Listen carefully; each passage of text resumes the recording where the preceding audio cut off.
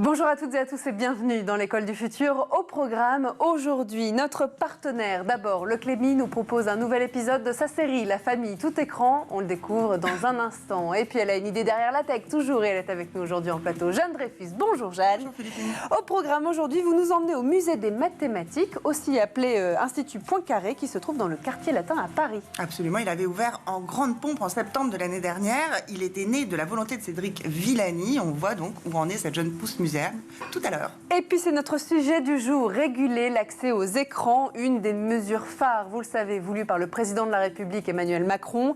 Un groupe d'experts faisant partie de la commission écran s'est réuni à sa demande et a formulé déjà ses premiers conseils. Des mesures pas toujours réalistes selon les parents, mais certains ont pris le sujet à bras-le-corps et c'est notamment ce que fait notre invité du jour, Raphaël Rié. Bonjour Raphaël. Bonjour Philippine. Bienvenue sur le plateau de l'École du Futur. Vous êtes le cofondateur et CEO d'Altus, une entreprise que vous allez nous présenter dans un instant, juste après le focus. Super. Et on commence par regarder tout de suite un nouvel épisode de la série La famille tout écran qui nous est proposé par notre partenaire, le Clémy. Au programme aujourd'hui, un conseil de famille, mais vous allez le voir, un peu tardif. On regarde ça.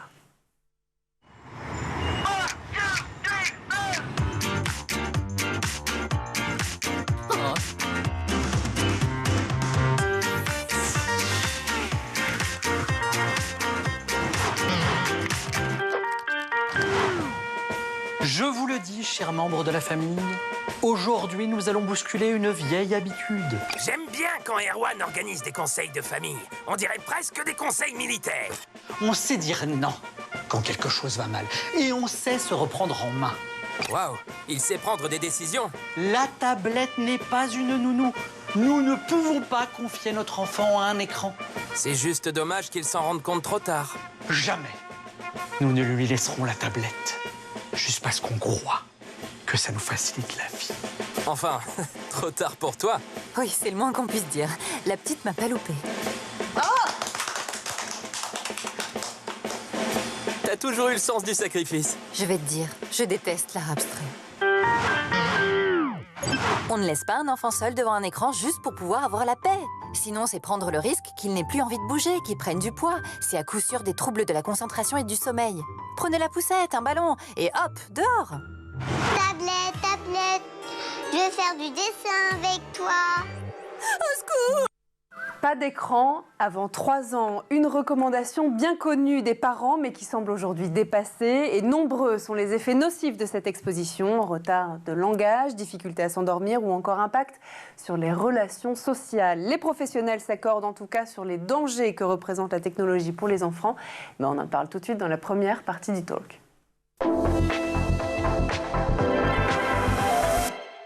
Et donc aujourd'hui à nos côtés pour en parler, Raphaël Rié, cofondateur et CEO d'Altus. Raphaël, plus de 9 enfants sur 10 passent en moyenne 1h19 par jour la semaine devant les écrans. Et le week-end, le chiffre monte à plus de 2 heures selon une campagne gouvernementale publiée au début de l'année 2023.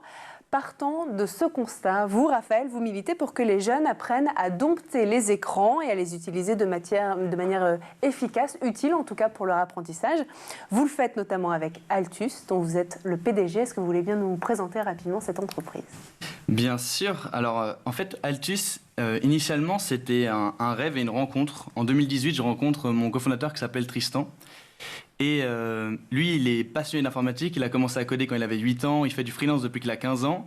Et moi, je suis le dégué de toujours, celui qui a toujours une idée derrière la tête. Et quand je le rencontre, je lui dis mon rêve. Plus tard, je vais créer la meilleure école du monde, primaire, collège, lycée. Et il me répond, le jour où tu montes ce projet, tu m'appelles. Entre-temps, 5 ans passent.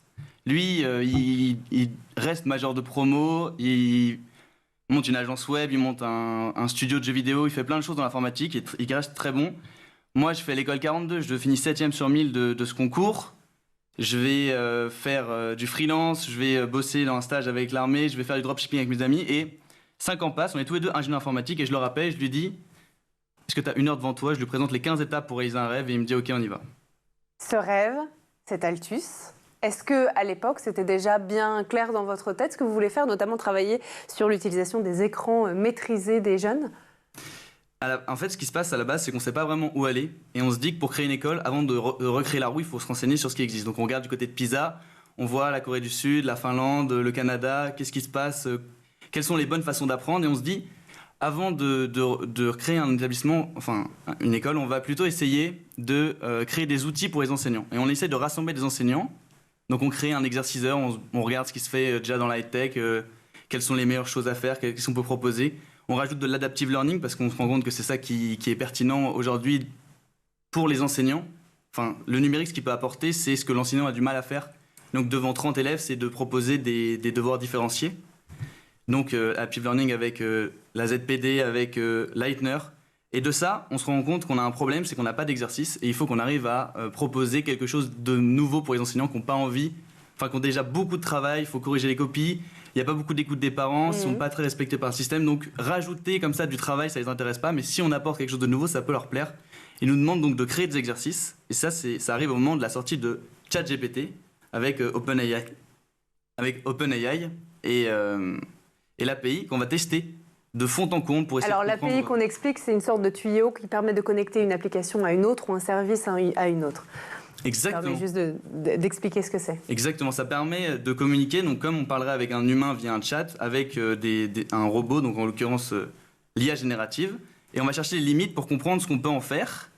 À partir de ça, on travaille avec un cabinet d'avocats pour récupérer des données, pour essayer d'avoir quelque chose de qualité, pour créer tout un programme. On génère 300 000 exercices qu'on va proposer à nos enseignants sur une première plateforme qui s'appelle Codidae, qui est à l'origine d'Altus par la suite. Ces exercices, ils s'adressaient initialement à quelle classe d'âge ? On fait tous les niveaux, du CP jusqu'à la terminale, et on les sépare en niveaux, matières, séquences, thématiques, notions. Pour chaque notion, on essaie d'avoir différents exercices pour pouvoir avoir différentes approches, différents types d'exercices, différents types de contenus, différentes difficultés. Et on propose ça aux enseignants pour créer des scénarios pédagogiques. Altus, maintenant, c'est comme ça que ça s'appelle. Et vous avez un petit peu changé de sujet puisque vous travaillez aussi sur l'utilisation maîtrisée des écrans chez les jeunes. En fait, expliquez-nous comment ça fonctionne, mais vous êtes au cœur de ce sujet-là, au cœur de ce que le président de la République appelle l'utilisation maîtrisée du numérique dans les foyers. Expliquez-nous comment ça fonctionne. Le pivot, en fait, il se passe au moment où on se rend compte que les enseignants n'ont pas forcément de besoin et qu'en créant une application, en étant directement connecté aux jeunes, on a plus de chances de les aider à comprendre le numérique, le fait que toutes les connaissances sont sur Internet, qu'on peut apprendre par soi-même, qu'on peut réaliser ses rêves, qu'on peut monter des projets, et c'est ça qu'on a envie d'envoyer en allant chercher directement les enfants. Et quand on cherche à nous connecter avec eux, donc on crée des applications, on voit qu'ils ont le choix entre TikTok, les réseaux sociaux, ou aller sur notre application, donc personne ne vient. Plus on creuse, plus on est confronté à la problématique des 4 heures d'écran par jour en moyenne par les enfants, et les parents aussi, mais on se concentre sur les enfants. On voit que c'est principalement sur les jeux vidéo et les réseaux sociaux. Et on comprend les raisons de ça, c'est que les enfants se définissent par les réseaux sociaux, par leur nombre d'amis, par leur nombre de j'aime, qu'ils vont créer des tendances entre eux pour s'affirmer dans des groupes, créer leur individualité en rejetant celle des autres. Mais finalement, ils s'enferment dans des bulles d'Internet, Internet sur lequel il y a tout ce contenu qui pullule avec les trolls, les fake news, les influenceurs. On ne retrouve pas nos références là-dedans. Et c'est ce contre quoi vous luttez. Exactement. On se dit, la première étape, si nous on veut diffuser du contenu pédagogique à travers les écrans, c'est de faire de l'écran un outil. Et l'étape numéro 1, c'est le contrôle parental. Donc c'est très simple, c'est très basique, c'est des plages horaires. Ça veut dire 7h, 21h, on accède à son téléphone, on fait ce qu'on veut. Mais au-delà, il faut dormir. C'est bien d'aller faire du sport. Il faut, quand on est un parent, montrer l'exemple, mais on essaye d'apporter ces connaissances-là. Mais la première chose qu'on essaie de faire, c'est une heure de TikTok par jour. Et ensuite, on va chercher à responsabiliser l'enfant. Plutôt que de lui dire ok, 1 heure de TikTok et après c'est terminé, comme peuvent le faire le contrôle parental de Google ou Family Link ou le contrôle parental d'Apple. On dit qu'au bout de 1 heure, pour en faire plus, il va devoir répondre à des quiz éducatifs. Et en fait, faire de ces 4 heures du numérique du temps propice à l'éducation.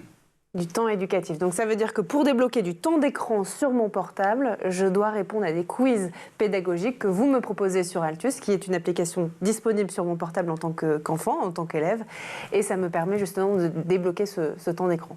C'est ce que vous nous dites. C'est ça. En fait, c'est un contrôle parental, donc c'est une application qui est sur le téléphone du parent et sur le téléphone de l'enfant, qui est disponible déjà sur iOS et sur Android. Et l'idée, c'est que le parent va mettre les règles de chez lui, donc avec les plages horaires, le temps maximum, filtrage du contenu web, et de côté enfant, donc tout s'opère pour que ce téléphone devienne en fait un moyen d'acquérir des connaissances et pas juste un moyen de se vider la tête et de rester connecté et de se coucher tard. Le temps d'écran utile et pédagogique. Je voudrais qu'on parle ensemble, Raphaël, politique. À présent, en réaction aux émeutes au mois de juillet 2023, le gouvernement a dévoilé une série de mesures axées notamment sur la fermeté. Quelques mois auparavant, le président de la République avait souligné la responsabilité des réseaux sociaux dans les troubles qui touchent notre pays. Fin de citation. Est-ce que vous partagez ce constat ? Moi, je partage l'idée que Internet, tout ce qui est mis sur Internet, il reste à vie, que tout le monde peut y accéder et qu'il y a beaucoup de choses qui ne sont pas forcément vraies sur Internet. Donc il faut avoir un esprit critique pour être armé quand on y va. Donc je trouve que c'est important les mesures qui peuvent être prises par le président là, qui arrive fin mars, avec des règles. Avec la commission des écrans, c'est ce que vous nous dites. Exactement, avec la commission des écrans, avec des règles qui sont déjà un peu connues, mais qui j'espère seront plus nationalement connues, avec les règles par exemple de Tisserand, le 3, 6, 9, 12. Je ne sais pas si vous connaissez, avec l'idée de pas d'écran avant 3 ans. À partir de 6 ans, on peut accéder à l'écran, mais c'est seulement dans des espaces avec le parent, dans des espaces communs, avec un temps limité. À partir de 9 ans, on peut commencer à donner le téléphone comme un outil, donc pour prendre des photos, pour faire du montage, pour commencer sur Scratch à apprendre le code, mais toujours accompagné d'un parent, avec des limites de temps qui sont très claires. Et à 12 ans, là, c'est de la responsabilisation, c'est se rendre compte des réseaux sociaux, de leur business model, de comment ils fonctionnent, des dangers d'Internet, pour pouvoir y aller en toute sécurité, pour tous les bienfaits que représente Internet. Est-ce que vous estimez aujourd'hui, Raphaël, que les plateformes Meta, Facebook, Instagram et autres réseaux sociaux ont une part de responsabilité aujourd'hui dans les maux qui touchent les jeunes aujourd'hui avec l'addiction aux écrans notamment ? Mais très clairement, c'est même sûr et certain. Les réseaux sociaux, le business model des réseaux sociaux, c'est de faire manger des pubs à leurs utilisateurs. Et donc c'est là la guerre de l'attention. Parce qu'ils ont besoin de capter l'attention pour leur montrer ce qu'ils veulent leur montrer. Et il y a différentes dérives qui ont déjà eu lieu, à savoir Cambridge Analytica, qui était un peu le premier grand choc en 2015 en 2016, qui ont permis les élections de Donald Trump, qui ont permis le Brexit, qui ont été poussés à partir des données des utilisateurs, pour les amener à penser quelque chose. Donc ça s'appelle la manipulation de l'information. C'est la manipulation de l'information. Et dernièrement, avec les États des États-Unis qui ont porté plainte contre Meta, parce qu'on se rend compte que le fil d'actualité, les bulles dans lesquelles on s'enferme, en fait, elles ont un impact direct sur notre santé mentale et psychique. Et les enfants qui sont mis au devant de contenus choquants ou de contenus dépressifs deviennent dépressifs, et ça entraîne de plus en plus de maladies mentales. Et c'est très important et c'est un sujet très sérieux de reprendre le contrôle des écrans. Et bien justement, reprendre le contrôle des écrans, si vous voulez bien, Raphaël, je vous propose d'en parler dans un instant. D'abord, on va faire un tour du côté de la planète tech.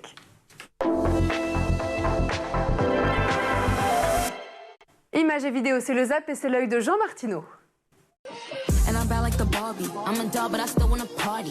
Pink felt like I'm ready to bend. I'm a 10, so I pull in a Ken. Like Jazzy, Stacy, Nikki. All of the Barbies is pretty. Damn. All of the Barbies.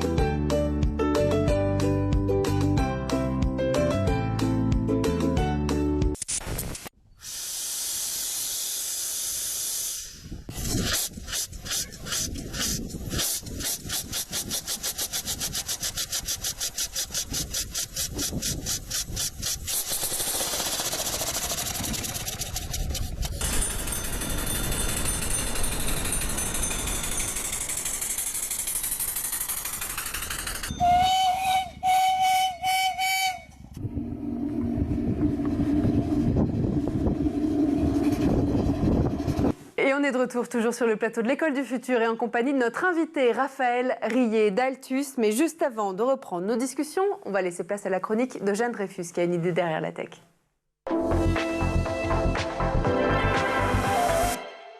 Jeanne voyage aujourd'hui au cœur des mathématiques et pour cela, direction l'Institut Raymond Poincaré dans le quartier latin à Paris. Tout à fait. Déjà, une question. Est-ce que vous connaissez le point commun entre un ballon de football, une carte bancaire et un chou romanesco? Absolument pas. Eh bien, il n'est pas un de ces éléments qui ne fasse appel aux mathématiques. Et c'est ce qu'entend prouver ce premier musée entièrement dédié aux mathématiques en France. Vous vous souvenez peut-être de son ouverture fin septembre 2023, née de la volonté de notre médailleuse française Cédric Villani. L'idée est de montrer l'omniprésence des mathématiques et ses champs incalculables d'application.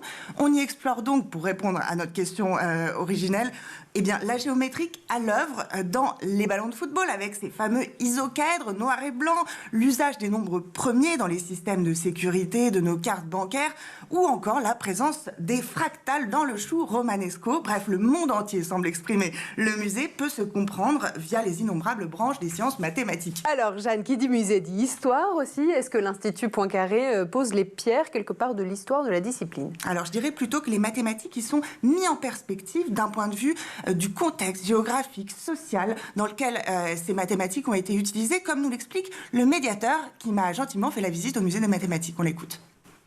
On essaye de montrer à la Maison Poincaré comment on peut voir aussi des mathématiques à différents endroits du monde, à différentes époques, voir comment est-ce qu'elles peuvent être ancrées dans différents types d'activités. Il n'y a pas que les nombres et les formes, mais il y a aussi des tas d'activités plus traditionnelles, artisanales, qui incorporent des savoirs mathématiques. Les mathématiques sont politiques, les mathématiques sont géographiques. J'en veux pour preuve cette carte, aussi nommée carte Fuller, cette alternative aux représentations de planisphères qu'on connaît, qui sont héritières, nos cartes, nos planisphères habituelles qui sont héritières de l'époque des grandes découvertes occidentales et donc coloniales. Ici, cette carte nommée Fuller, eh bien, qu'est-ce qu'on y remarque? Que les pays n'ont pas la même dimension déjà, que les proportions ici sont vachement plus exactes que dans nos représentations habituelles, que l'Europe n'est pas au centre du monde, que la France est tout petit. Et ce qu'on comprend au musée des maths, c'est justement qu'à chaque culture et à chaque époque, c'est mathématique. Alors à l'époque, par exemple, hellénistique, on utilisait des dés isocaédrique, c'est très difficile à dire, afin de prédire le futur. Et contrairement au domaine aujourd'hui prépondérant de la probabilité, un domaine des mathématiques qui préside tous les jours au fait de prévoir nos comportements, ou de nous recommander des produits, ou de nous recommander des opinions, eh bien l'incertain chez les Grecs était totalement exclu du champ mathématique et appartenait à celui du divin.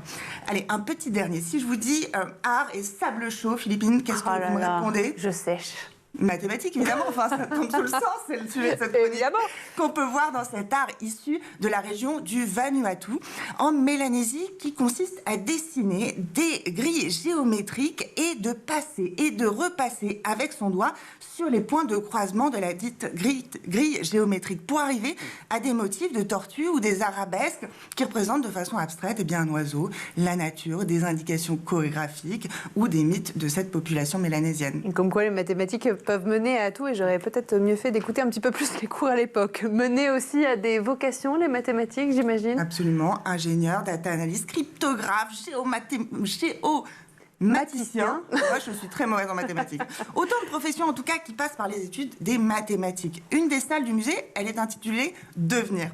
Devenir, elle montre le parcours d'hommes et de femmes qui ont exploré les multiples voies des mathématiques. Parmi eux, des femmes. Vraiment, je veux souligner des femmes. C'est important. Que le musée a voulu mettre à l'égalité des hommes en termes de représentation et de nombre de représentations, notamment parce que parmi les lauréats de la prestigieuse médaille Fields en France, 2 femmes seulement l'ont eu en plus de 80 ans d'histoire, ce qui est quand même extrêmement peu. C'est sûr. Et on peut donc découvrir au musée des maths les profils variés de, par exemple, Ouria Lafrance, cette professeure en mathématiques qui a mis toute son énergie à faire réussir des collégiens et collégiennes dans des lycées défavorisés, notamment grâce au théâtre via son association Les Maths en scène, ou encore Marie-Paul Cani, qui utilise les mathématiques dans le cadre de l'informatique graphique pour créer des mondes en réalité virtuelle. Il faut savoir que dans le monde de la 3D, en effet, les jeux vidéo ou les environnements immersifs, eh bien, les maths sont utilisés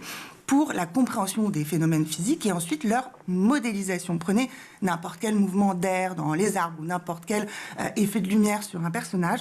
Tous ces micro-changements qui donnent vie aux choses représentées vont être codés grâce aux mathématiques notamment. Alors Jeanne, est-ce que pour les visiteurs, est-ce qu'il y a des actualités notamment à ne pas manquer? Et oui, absolument. En ce moment, jusque début avril, on peut voir une exposition sur le sujet brûlant de l'intelligence artificielle et qui permet d'aborder, qui est abordé d'une façon ludique. Il y a notamment un jeu qui invite à tenter de voir si telle ou telle photographie a été générée par IA. Alors, on va jouer, on va voir. Alors, IA ou pas IA, selon vous? Cet homme souriant, Philippine? Trop tard. Ok, prochaine, c'est pas grave. Alors Raphaël, IA, pas IA, cet homme? On répond. IA. IA? Non, réel. Alors, un petit dernier ou alors un avant-dernier, celle-ci. Moi, je dirais... Ouais. Non, moi je crois que c'est pas IA, ce que vous dites. Ah ouais, moi je pensais IA, totalement. Bref, donc c'est très trompeur. En tout cas, on se rend compte que c'est quand même très réaliste, IA. Ça, c'est bon, voilà, on le sait déjà. Et en tout cas, il y a aussi un autre jeu qui consiste à dessiner des objets avec son doigt en 20 secondes et voir si l'IA reconnaît ou pas ce qu'on a fait. Alors, c'est parti également. On me demande de dessiner un manchot. Alors, c'est à quoi je réponds par un dessin qui ressemble vraiment vaguement à un volatile du Nord. Et pas le temps de finir que, paf, on m'ordonne de dessiner une capsule. Alors là, on reste sur le manchot, mais l'humain. Hein. C'est-à-dire que franchement, je dessine n'importe comment et on me dit mais vous êtes un artiste. L'IA, c'est un peu comme une mère inconsciente des qualités réelles de son enfant. Hein. Vu que la technologie s'est entraînée sur d'autres enfants aussi peu doués que moi et maintenant reconnaît quasiment à chaque fois tous les gribouillis qu'on peut faire qui ressemblent de près ou de loin à un manchot ou à une capsule.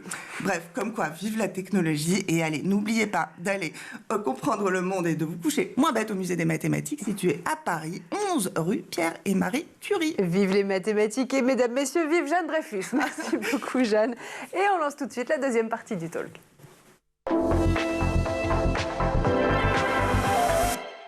L'école du futur s'invente tous les jours sur School TV, notamment en compagnie de nos invités, nos chroniqueurs. On continue à parler éducation, écran, pédagogie, aussi avec notre invité Raphaël Rié, cofondateur et CEO d'Altus.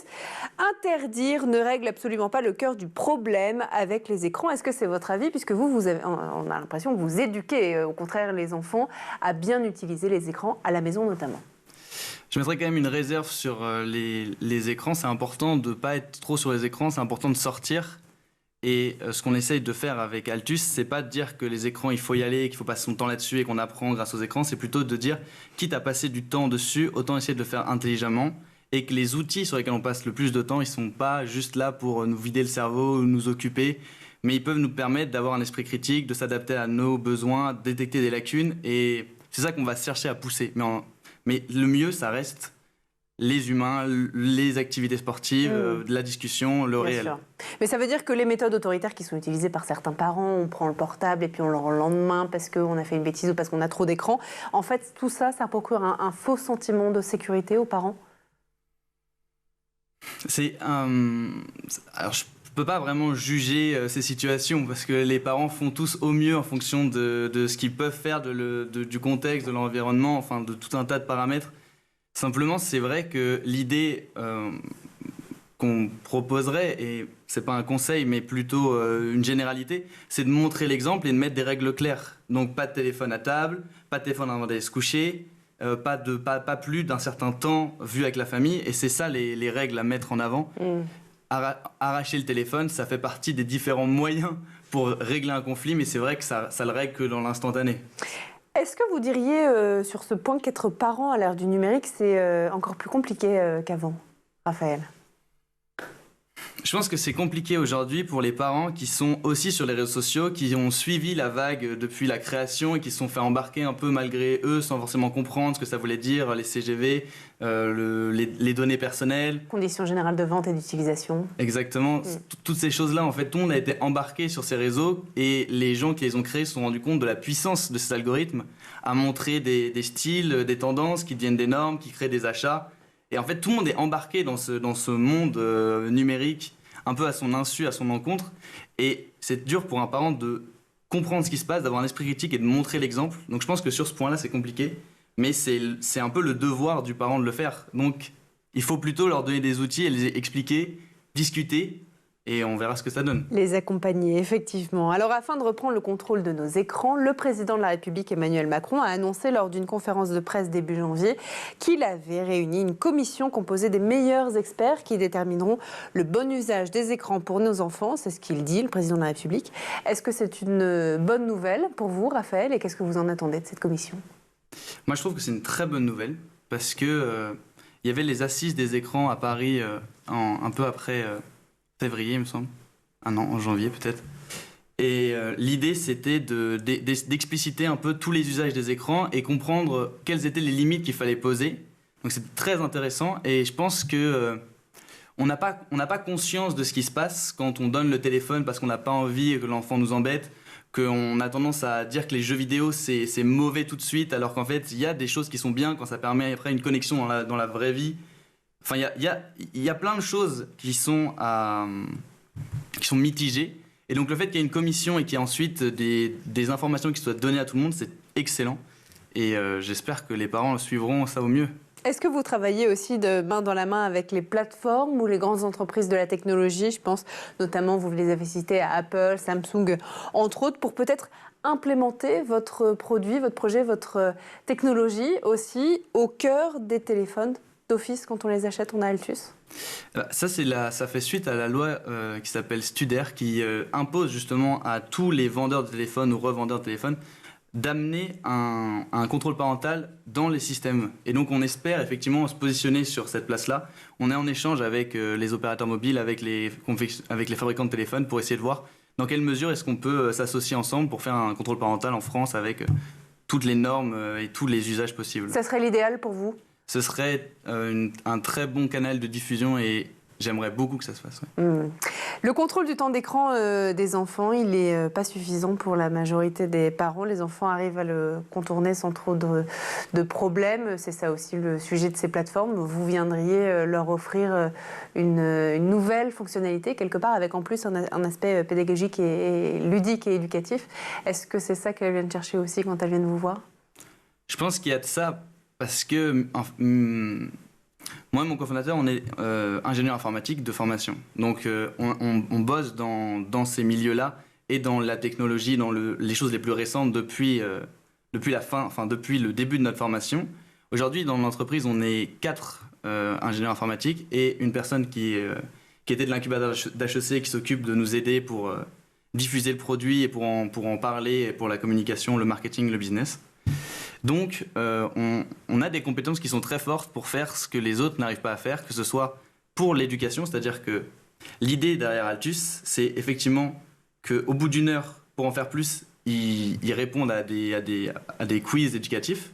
Mais ces quiz-là, on a des technos derrière qui sont l'adaptive learning, qui sont de l'IA générative. On a testé tous les modèles qui existaient, que ce soit donc les plus connus comme ChatGPT, c'est ça.